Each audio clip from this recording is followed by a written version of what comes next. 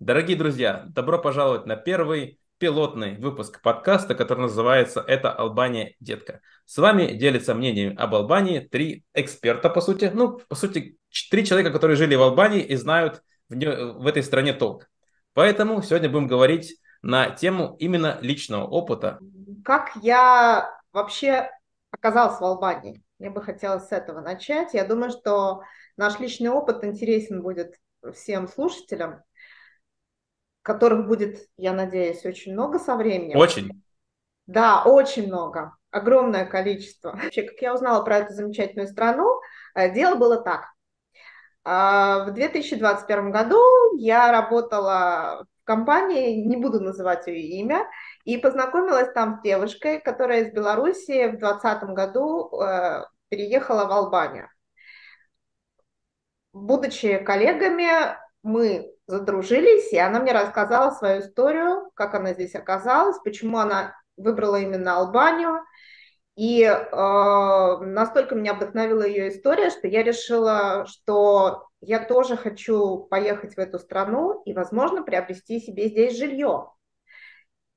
Ну, поскольку моя мечта всегда была жить у моря, и я искала страну именно с средиземноморским климатом и недорогой недвижимостью, недорогой жизнью.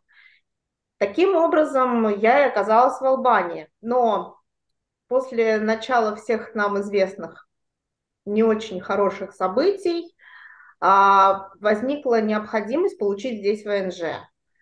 И все так сошлось, что я здесь уже почти год с ВНЖ и с 18-летним почти уже сыном.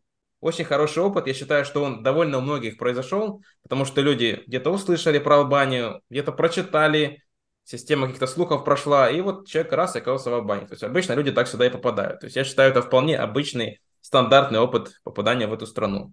А как... Но да, я думаю, что у нас у всех все-таки была необходимость, будем честны, с Да, нашей да. историей. У То есть нас был, возникла необходимость, да, в переезде в Албанию, это важно отметить. А, давайте. был какой-то определенный триггер, грубо говоря, который заставил Ну нас да, рассмотреть да, эту да, страну. да, да, да. И это был серьезный, достаточно серьезная причина, потому что я думаю, что, ну, за себя могу сказать точно, вряд ли я переехала бы в Албанию на постоянку, если бы не начало войны. Всем известных событий. Да. Следующий участник нашего разговора – Майк. Он у нас занимается помоганием получения ВНЖ, помощи по получению ВНЖ другим людям и весьма успешно. Но хотелось сперва послушать его личную историю переезда, как он попал в Албанию, чем Албания заинтересовала и вообще в целом. Всем привет, меня зовут Майк, рад приветствовать наших слушателей и зрителей на канале. И, естественно, наш подкаст «Это Албания, детка», наверное, подарит вам много интересных моментов. Вы узнаете много нового не только о самой Албании, но и о ее жителях. Ну а как я сюда переехал, достаточно стандартная история для очень многих людей, которые до момента переезда вообще не знали, что такое Албания, где она находится, имели очень отдаленное представление. Ну, у меня было очень отдаленное представление, что это мусульманская страна, здесь много наркотиков, это какой-то закрытый уголок земли, куда мало кто попадал, и вообще, что там делать, никто не знает. Вот. У меня переехали друзья в Саранду, приобрели недвижимость, потом другие друзья переехали в Саранду, рассказывали очень много. Я примерно где-то полгода был на онлайн-связи со всеми, смотрел эти красивые картинки из Ксамиля, из Саранды, из путешествия по Албании. После этого принял решение, что да, наверное, я стартану в другую страну, потому что ситуация, которая сейчас сложилась в России, не позволяет мне находиться там. Соответственно, посмотрели по ценнику недвижимости, посмотрели по условиям получения вида на жительство, все сложилось, бюджет был небольшой, удалось приобрести апартаменты, купить квартиру, купить машину. Это такое вот совковое, наверное, мое еще прошлое во мне играет, что нужна квартира, нужна машина. И я уже год живу в Албании, очень счастлив, что я сюда переехал, и до сих пор открываю для себя Албанию, потому что она совершенно не такая, какой нам ее преподносили, или какой образ у нас сформировался об Албании до того, как мы в нее попали. Как раз хочу сказать, что образ, который сформирован про Албанию в источниках массовой информации, действительно просто ужасный. То есть очень многие вещи, которые мне тоже казались про Албанию, что правда, допустим, про наркотики, про все, что связано с преступностью, да, оказалось полной неправдой, особенно с преступностью. То есть я даже смотрел статистику, и судя по преступности, количество убийств здесь, в Албании, ну, чуть ли не в несколько раз ниже, чем в США. То есть настолько средства массовой информации просто перевернули всю картинку об этой прекрасной, красивой стране. Вот. Теперь расскажу немножко о своем опыте. Я впервые услышал про Албанию в 2020 году. То есть познакомился на вечеринке, на пьянке в Мексике с подругой одной. И вот она говорит: Албания, какая интересная страна. И этот разговор просто в моей голове стал рождать такую мысль, что стоит как-то посетить эту страну. А так как я до этого был на Балканах, то есть я немножко знаю регион, был в Болгарии, в Сербии, то вопрос о том, чтобы съездить в Албанию, естественно, в моей голове завис. И я смог его реализовать только в 2021 году, ну, как только, буквально через полгода после визита в Мексику. И тоже для себя эту страну открыл с разных сторон, с хороших, с плохих. Ну, опять же, можно долго говорить, что в Албании хорошо, что плохо, но в первую очередь я удивился, насколько красивая природа в этой стране. То есть природа в этой стране просто бомбическая. Как будто все упаковали вот в одно место, да, собрали все вместе, и я даже не знаю, насколько так получилось. В такой маленькой стране такая большая береговая линия, то есть это настолько здорово. Вот. И я для себя понял, что в этой стране можно жить. Я даже купил недвижимость. Но впоследствии я просто понял одну простую вещь, что жить можно некоторое количество месяцев в году, остальные месяцы в году меня немножко напрягают разные моменты в Албании, в том числе сервис. Да, прости, пожалуйста, Дим, я думаю, что нам нужно немножко расширить тему. Давайте каждый расскажет про то, что нам нравится и что нам не нравится, плюсы и минусы. Коротенько для каждого. Ну хорошо, тогда, Катя, вот Давайте, тогда плюсы, какие, на твой взгляд, плюсы прямо в этой стране, которые тебя прям удивили. что мне здесь нравится? Мне нравится, вообще понравилось. В первую очередь, это, конечно, климат. Климат, можно сказать, идеальный. Для меня это просто... Я долгое время жила в Канаде, я жила всю жизнь практически в России, я бывала в Норвегии. Замечательные страны. Норвегия, Канада — это вообще, на мой взгляд, ну и не только на мой взгляд, это общеизвестный факт, самые две передовые страны в плане социальной сферы. Жить там легко и приятно всем. Но для меня северная природа, ну, она меня так за душу все-таки не цепляет, как Средиземноморье. То есть я очень люблю южную природу, пальмы, суховато-влажноватый климат. Море, конечно же, потрясающее. Ну, море реально можно сравнить, да, да, да. Ну, не во всех местах, но Мише повезло, Майку повезло. Вот.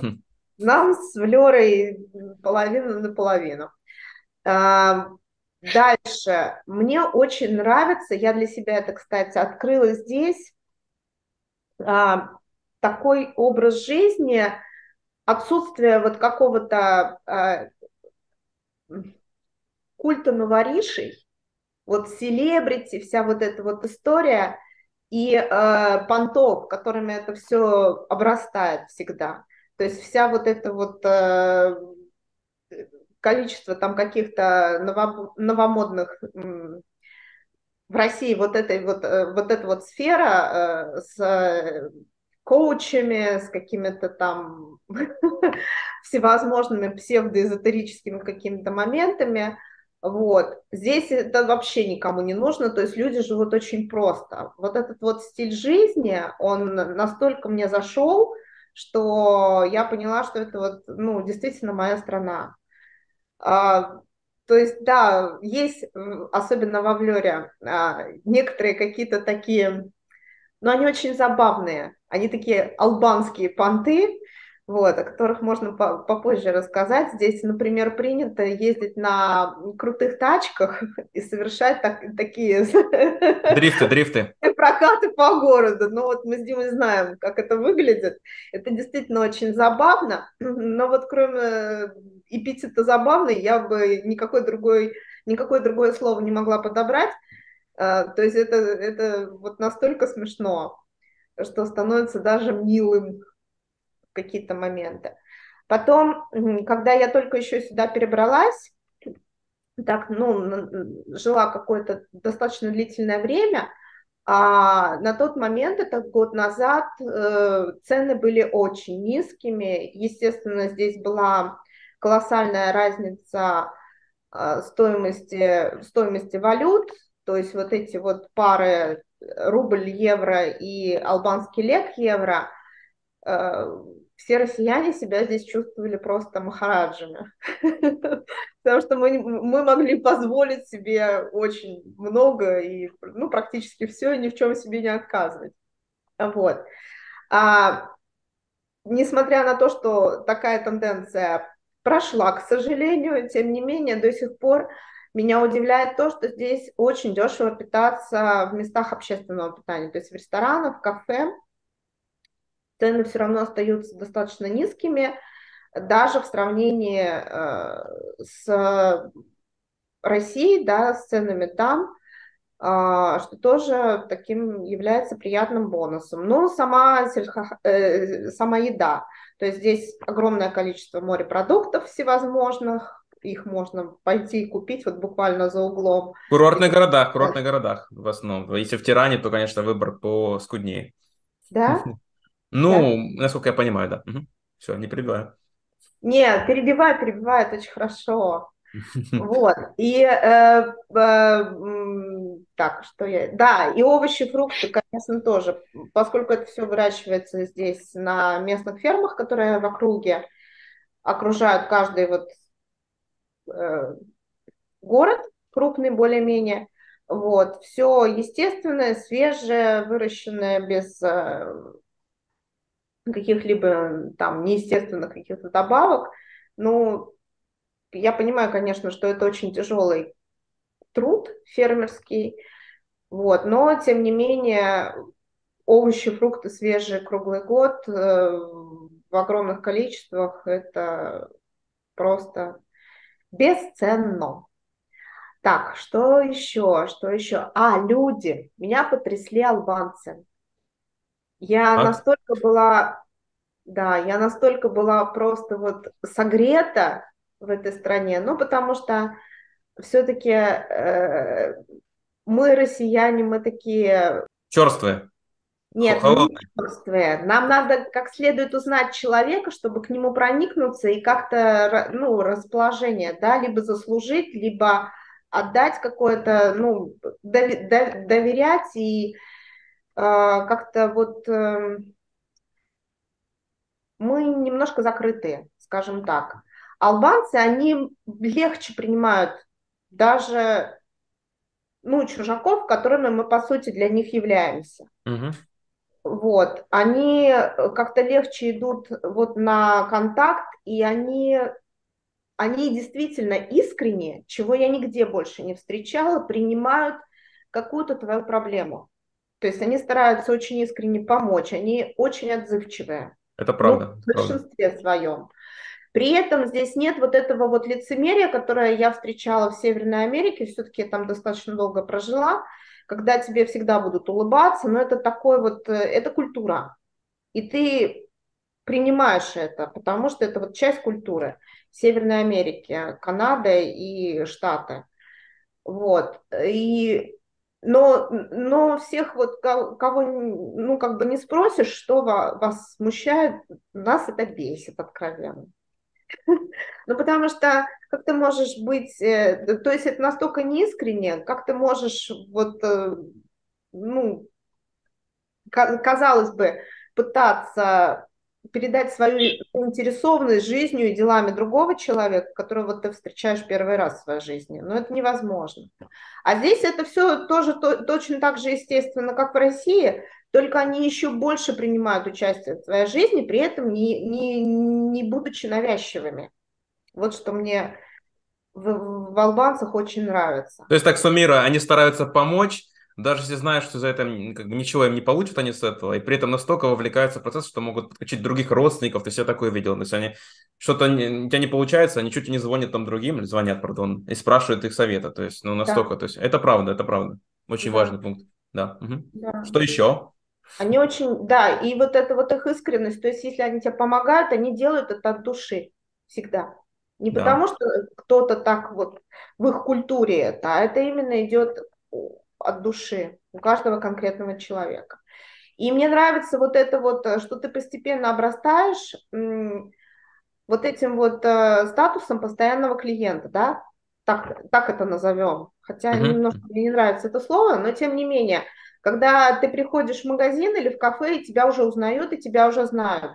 Да, да. И к тебе уже отношение такое, что заходи, дорогой, вот это вот вся эта история, которая нам знакома, казалось бы, по нашему региону Кавказа, но вот в Албании это тоже присутствует. Так. Ну, вот, наверное, да, вот, наверное, эти основные моменты, которые я сейчас пока вспомнила, если я вдруг вспомню что-то еще в процессе разговора, и у нас останется время, и мне будет что добавить, я тогда добавлю. Хорошо. Майк, у тебя есть что добавить к этому списку плюсов?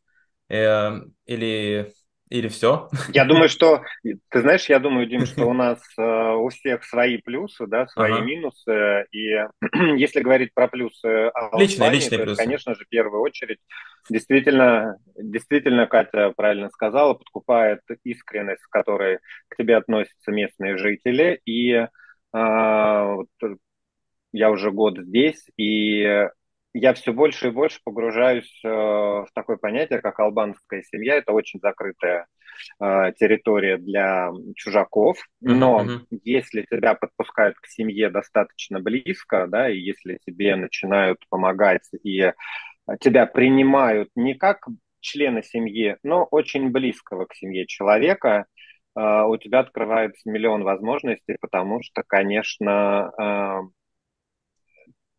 ты даже не представляешь, откуда ты можешь получить эту помощь. В Мгм. Албании население местного, да, его не так уж и много, порядка 2,5–3 миллионов человек.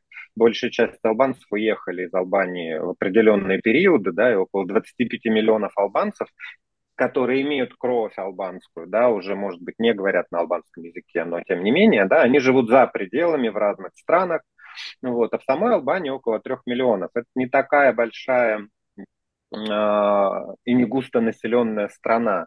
Поэтому здесь практически все друг друга знают. И если попробовать провести вот эти родственные связи, то любая семья, ну, например, в моем подъезде, да, из 12 семей, наверняка имеют каких-то общих родственников в третьем, четвертом, пятом поколении.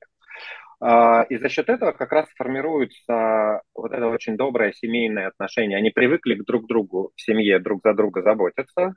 И, соответственно, любой человек, который в орбиту их семьи попадает, они тоже уже на автомате начинают о нем заботиться. И здесь самое главное не подвести эти ожидания и не пользоваться этим Мгм. э, Мгм. бездумно, я бы так сформулировал. Это первое, что нравится. Второе, что нравится, это, конечно же, природа.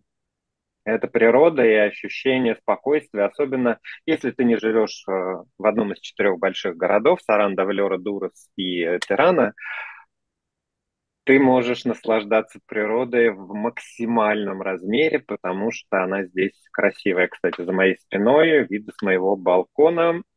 Поверьте мне, каждый день меняется картинка, потому что облака идут то в одну, то в другую сторону.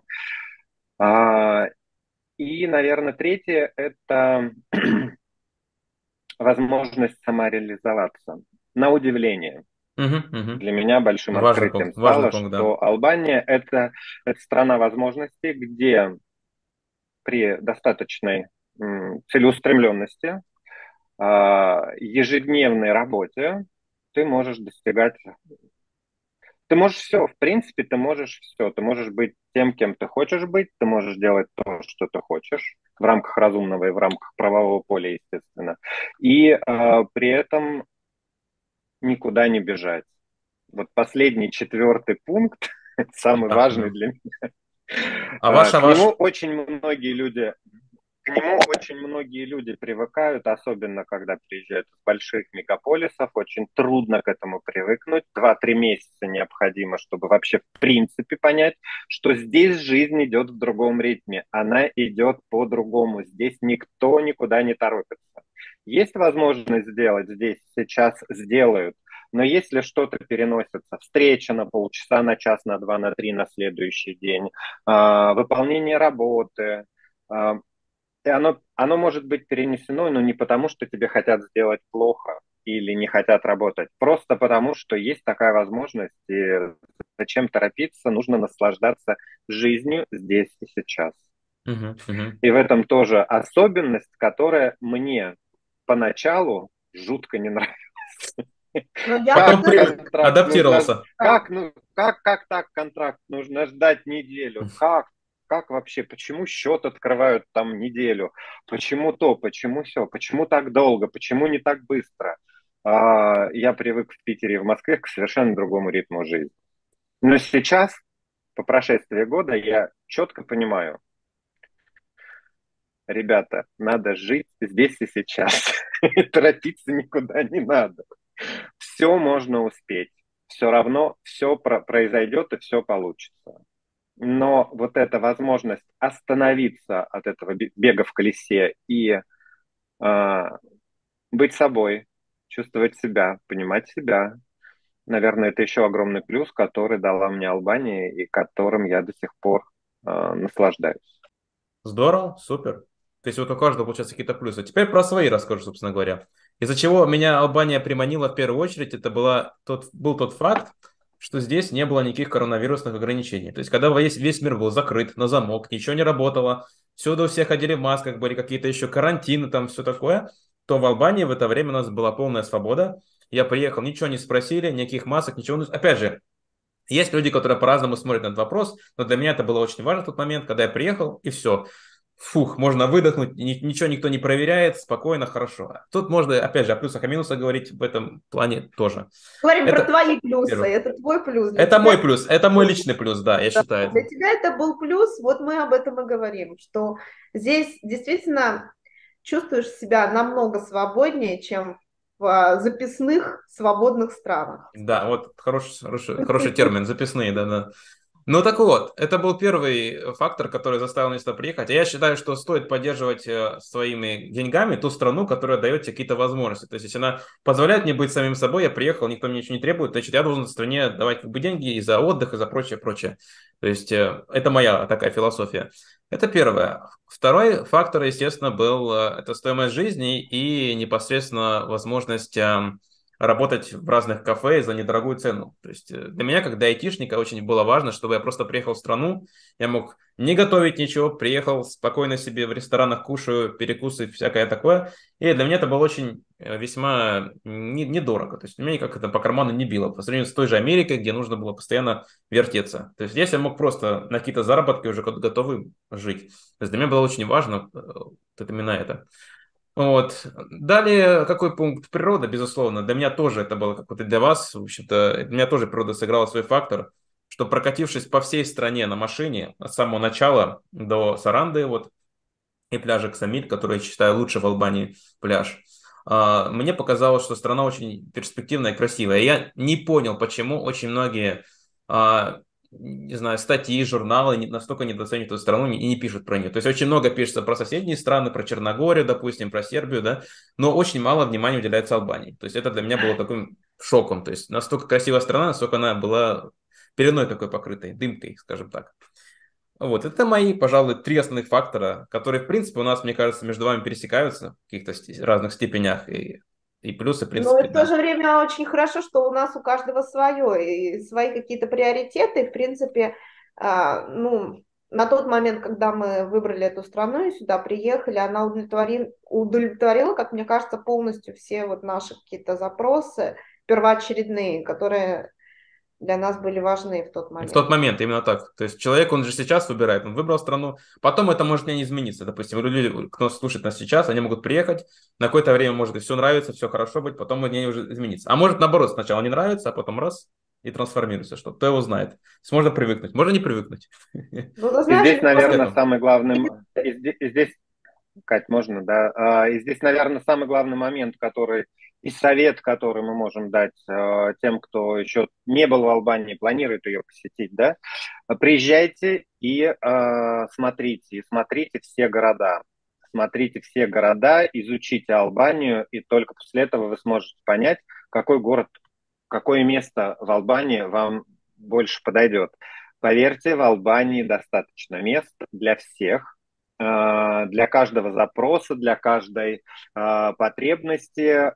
Кто-то любит шумные города, большие, да, с хорошим движем, кто-то любит уединение, кому-то нужна большая набережная, просторная, а кому-то нужен красивый пляж, небольшой, уютный, недалеко от города, кто-то любит жить в горах, кто-то любит жить у моря. Мгм, Запросов мгм. очень много, а Албания уникальна как раз еще один плюс Албании. Албания уникальна тем, что а, она сочетает в себе практически несочетаемое, да, и горы, и равнины, и море, и какие-то очень удаленные, уединенные места, и так далее, и так далее, и так далее. И расположена она, есть и северный регион, где достаточно прохладно, и кто любит холодный климат, welcome, да, и есть жаркие регионы, где все лето очень тепло, кости прогреваются прям очень хорошо, и этого прогрева хватает на всю короткую, но тем не менее имеющуюся в Албании зиму.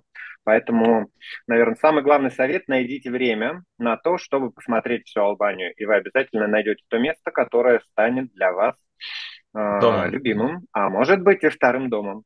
Да, да, хороший совет. На самом деле, еще что хотел добавить в плюсы, это, пожалуй, инфраструктуру. То есть, вот кажется, маленькая страна, инфраструктура должна быть плохая. Ну, как бы, про инфраструктуру я имею в виду, в первую очередь, дороги. То есть, дороги, я думал, что в Албании будут гораздо хуже. На самом деле, даже за последний год я вижу, насколько сильно улучшилась дорога, тоже на пути, скажем, с Тираны во Влеру, ну, и до Сараны тоже там очень сильно улучшили дорогу. То есть, покрытие улучшилось, при этом дороги, в отличие от других мест в Европе, не платные. То есть, они бесплатные, и это для меня загадка, как это все получается. Может быть, там арендовочная компания оплачивает что-то, это что покрывается, тут мы не знаем всех деталей. Вот. Но на самом деле инфраструктура, Это, кстати, может быть темой да. следующего подкаста. Между прочим, да. Экономическое чудо Албании. Экономическое чудо Албании, да, кстати. одного из Вот. следующих, мы уже со следующим определились, да. Но, кстати, вот про экономическое чудо Албании, да, это очень интересно, да, поговорить. Про это Вот. как-то мало кто, да, рассуждает, и там действительно очень много есть таких подводных вещей, которые прям такую перспективу открывают очень заманчиво.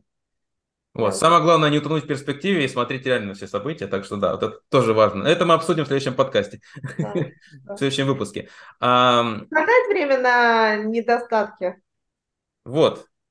С этого Я думаю, всего. что есть предложение, у меня есть предложение перенести недостатки на следующий подкаст, да, с какими сложностями и трудностями сталкиваются прибывающие, к чему нужно быть готовым и какие мы можем дать каждому советы тех, кто только-только приезжает, к чему нужно быть, Готовым. к чему готовиться, да, к чему готовиться, что делать и на что не обращать внимания. Как вы думаете? Я думаю, вполне реально, вполне стоит именно так сделать, как бы оставим все это на Кать, закуску, минусы на закуску. у нас есть главный человек в команде. Катя, как ты думаешь? Здорово, Катя, за спасибо. тобой слово, за Это финальное. очень, да, как-то льстит моему, прям я даже не ожидала, что я, оказывается, главный человек в команде. А, как-то так неожиданно. Самое главное, не забывай об этом. Я вспомнила, для меня еще здесь есть один очень большой плюс, что меня еще поразило в Албании, что здесь на таком действительно маленьком пятачке такая концентрация исторических памятников и архитектурных, и потрясающих по своей красоте городов, городочков, сел, с очень интересной историей, начиная там от античности и заканчивая коммунистическим периодом в Албании. То есть это вот буквально каждый сантиметр земли, он пропитан вот этой вот культурной составляющей. Так этого не хватало, когда я жила в Канаде. Вот именно вот этой архитектуры, там, культуры, историчности места. Вот. А здесь я это все нашла для себя. И в сочетании с И вот потрясающим... сейчас, Катюш, и здесь я бы хотел тебя перебить. Оставайтесь с нами, не переключайтесь. В следующем выпуске мы обязательно об этом расскажем более подробно. Хорошо, следующий выпуск. Ребята, следующий выпуск у нас будет Да, про... давайте проанонсируем, что у нас будет в следующем выпуске. Димочка, скажи. Следующий выпуск у нас будет про минусы Албании и, как, скажем так, то, почему ваше решение о переезде в Албании может быть изменено. А может быть и нет. Может, эти минусы для вас незначительны. То есть поговорим именно про минусы. Так что оставайтесь на связи. Всего хорошего и до новых встреч. Пока. Пока-пока. Пока!